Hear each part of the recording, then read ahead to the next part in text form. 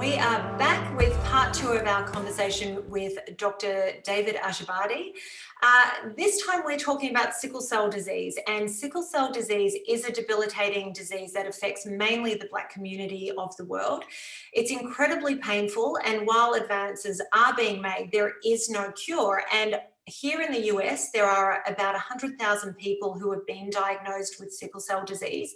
But in Nigeria, every year, around 150,000 babies are born with sickle cell disease. I mean, as a doctor, how confronting is that to see these babies presenting with such a horrible disease that they are going to have to battle for the rest of their lives?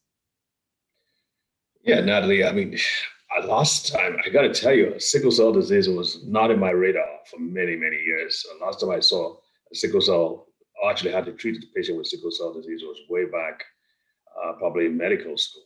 And we just saw them and we were like, gosh, this is so distressing. I mean, these kids suffer. They haven't done nothing wrong, just committed the crime of being born. And they had to live their lives with such pain and suffering and misery.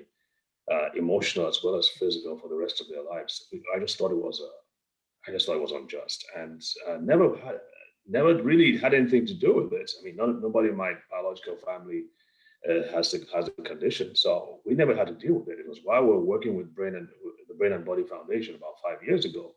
Well, it was more like 3 or 4 years ago that we started having kids coming to us who had multiple strokes from sickle cell disease. And that was when it just hit right back. I'm sorry, what was that? Oh, sorry, I didn't mean to cut you off, but children having strokes. Yes, multiple strokes before the age of 10. They were being wheeled into my office on wheelchairs, not able to even move their heads, couldn't speak, couldn't do anything.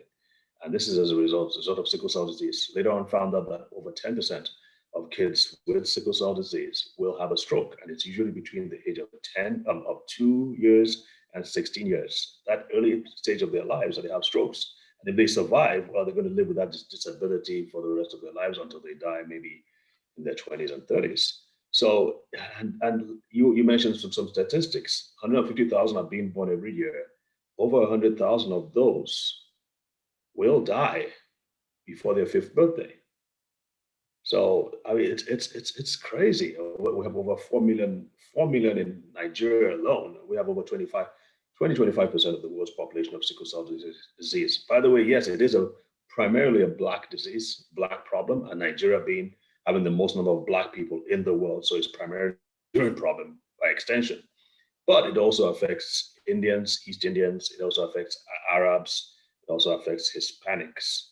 Maybe because there's some kind of African blood mixed in, I don't know, but we know it's in those other nationalities and ethnic groups as well, but certainly not as common and certainly not as severe as it is in Nigeria.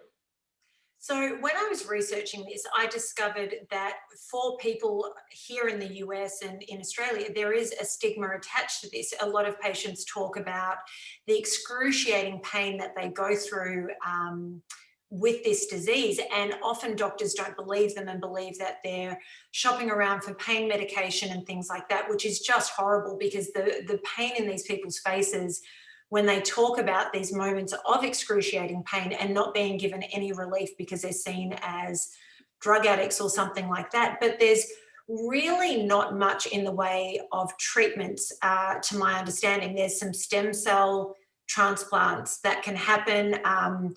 And also they have been working on, and I wasn't able to find anything to see if it was actually successful, but gene therapy, where they were altering the DNA and then reintroducing that into the sufferer's body.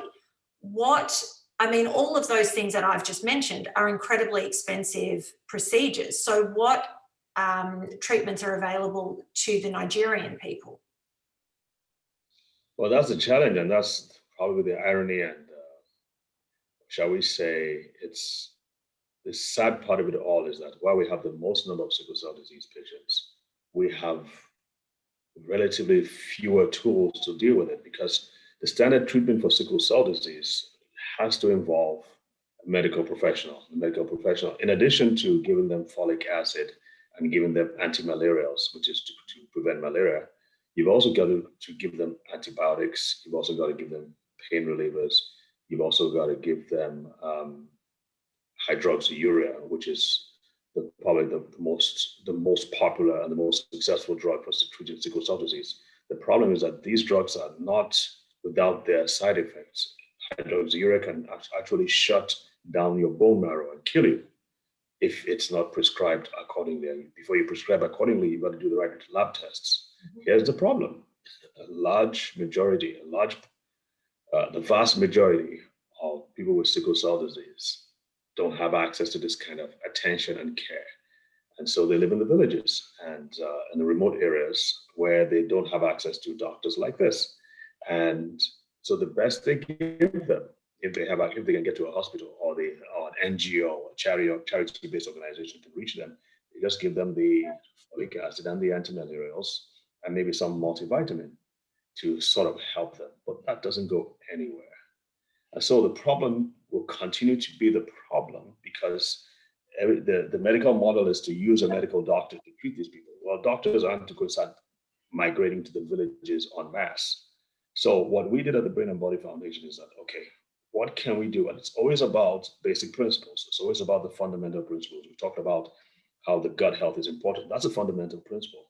When it comes to when it comes to sickle cell disease, the fundamental principle, one of the four fundamental principles, we call them the four horsemen, is that children with sickle cell disease, adults with sickle cell disease, have severely depressed immune systems. And so we just started looking at what would happen if we strengthen the immune system, amongst other things. If we just focus on strengthening the immune system, there were about four things we could do, but we started with that. And to our surprise, Natalie, simply getting supplements that will help strengthen the immune system made a huge, huge difference in their lives, especially in the younger age groups. And so we decided to go forward, talk to the government about it, and we're trying to get a research done to further establish that fact in government hospitals. I mean, we've been doing this now for about 3 years, and over again, we produced it over and over again. 80%, 85% of the time, we're able to keep these kids almost living a normal life.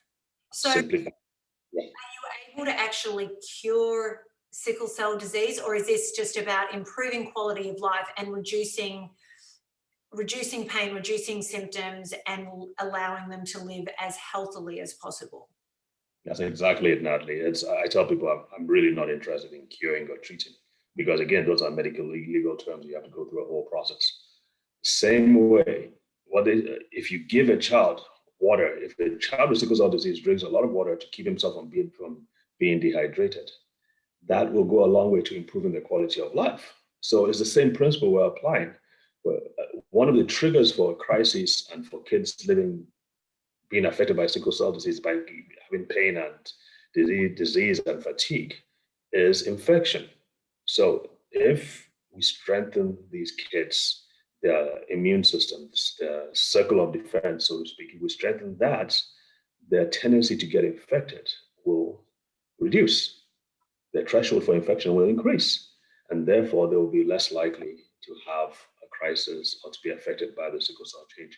Because it's only when, remember, I tell people, the blood cells come out of the bone marrow like any other normal blood cell. It looks the same. Now, it may be weak, it may be defective, but it looks the same as any other normal red blood cell. It's when they are stressed by dehydration, by infection, by other things, that they become sickle-shaped. So if we reduce their tendency to be stressed by strengthening their immune system and by helping them keeping them hydrated, it's a lot more difficult in the villages because they don't have access to good water.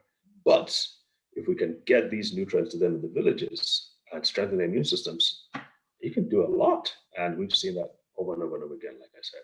And it's this revelation that has led you to being here in the US, because you're actually here raising funds for the research that you're doing, correct? Correct. Yes, we're trying to raise about $200,000 for starters to do a 6 to 7 month project for starters. And so when does that project start? Is that When when we get the money. Okay, so we need the donors getting on board. Yes, absolutely.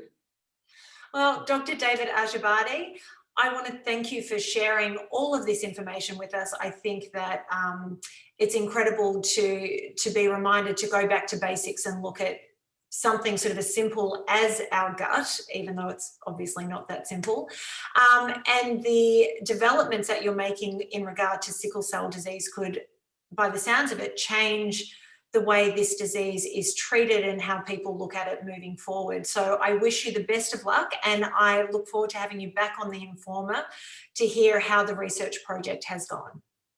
Absolutely. Thank you so much for having me on.